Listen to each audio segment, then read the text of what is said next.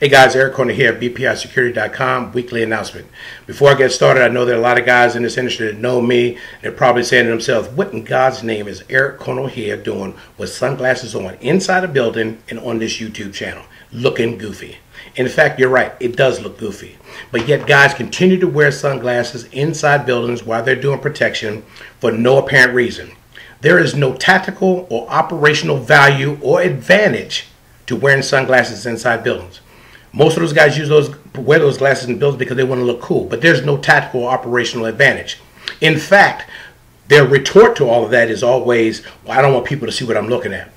Why not?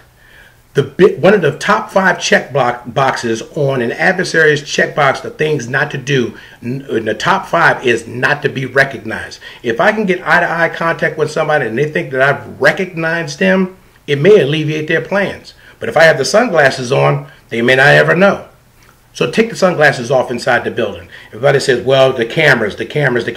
You're not going to get around that. But take those sunglasses off and look professional. Outside, you can't get around it because you have to have the sunglasses on. I get that. So let me get on to the message. This week's message, I wanted to go over the last 4 days blog titled, Keeping the Executive in Executive Protection. Now, before I get started, I want to once again define the word executive protection.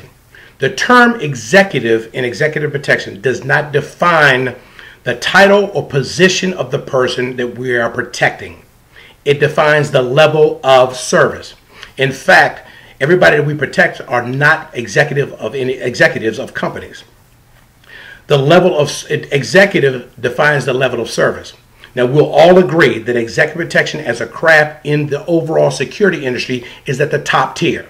So the expectations of what we're supposed to be delivering and the expectation of what the client thinks they're supposed to be receiving are higher. So it's an executive level of service. And this week when I did the blogs, I starting off with terminologies, different things that we say within the industry that could be misconstrued by the client and other colleagues. Point in fact, we said we're going to do an advance. You tell the client, I'm going to send one of my guys out. I need to bill you for an advance.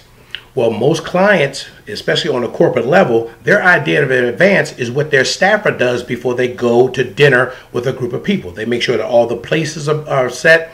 They have enough room for everybody who's going to be there, and the meals are consistent to what it is the meal plan was supposed to be or what they ordered.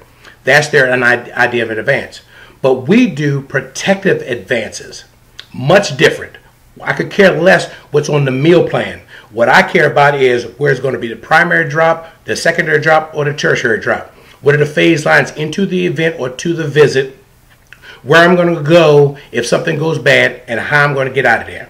There are other things that go along those measures or those protocols, but I only glossed over the most important ones, so to say.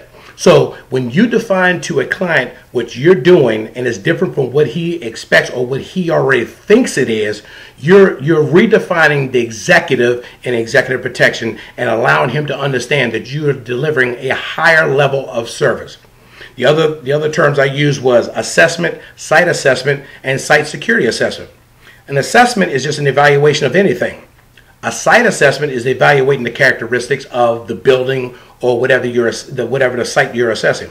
A site security assessment is assessing the vulnerabilities of that venue, building, etc., and the lack or necessary needs for any type of security measures.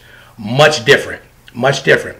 So we have to use these terms correctly so we can further educate the client base or the clients that we have existing to reassure them that they're receiving executive level of service. Now, where do we start? We start at the lowest common denominator, the training schools.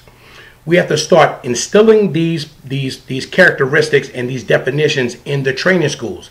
Once these guys or girls get out there and start working and they continue the bad habits when they haven't been educated otherwise, it's harder to redefine them or recompute them 4 or 5 years later when they come and they've already picked up bad habits. So it has to be redefined or at least instilled at the lowest common denominator in the schools. Now, executive level of service is not etiquette. It's not etiquette.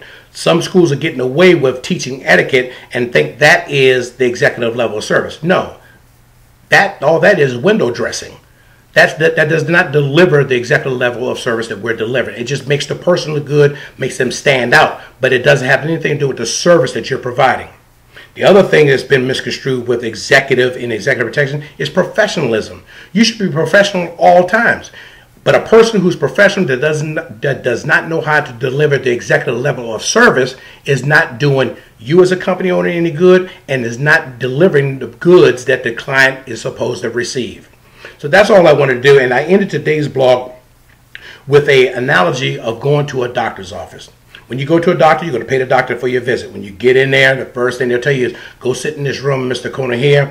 A nurse will be in with you in a minute. She comes in, she says, sir, I'm going to have to get your weight and take your blood pressure. She's defining and telling me exactly what she's going to do. She takes my weight, takes my blood pressure, takes it out and said, the doctor will be in with you in a minute. Further telling me what's going to happen. Doctor comes in, reviews my chart, goes over any issues that I have. It says, Eric, we have to get your blood pressure down. Your cholesterol is high. This is what I want you to do. Clearly consulted me and defining every step of the way. Before I leave the day, Ms. Coney here, we're going to give you a shot of XYZ, and for the sole purposes of doing ABC.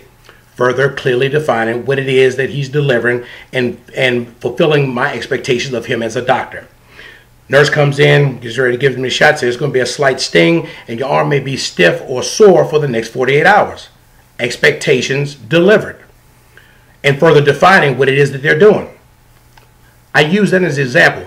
Switch that around. Now the doctor is the EP specialist or the company owner explaining to the client base what it is that we're delivering from A to Z. Instead of walking in, giving them a shot, sign the contract, and we'll just get it done. That's not executive service. That's not executive level of service, rather. So that's all I wanted to do today. Make sure you take the sunglasses off, follow the blogs rather. Make a comment, like this video or whatever. If you don't like it, I need that feedback. Register for the YouTube channel, the fan page, facebook.com/BPI Group USA. Twitter is twitter.com/BPI Security. And just continue to listen to this message. Lastly, don't forget to register for the Protective Security Council Conference in Baltimore, Maryland, May 16th through 18th next month. You can go to the PSC website and register. There are a bunch of great conferences and seminars that are going to be delivered. I'm going to be there. Looking forward to meet everybody that shows up so we can sit down, chop it up, and break some bread. I'm in the message just like I always end it. When you're on a detail, there are two protectees: the man or woman in the back right seat and your reputation. Either one of them get harmed and you're done.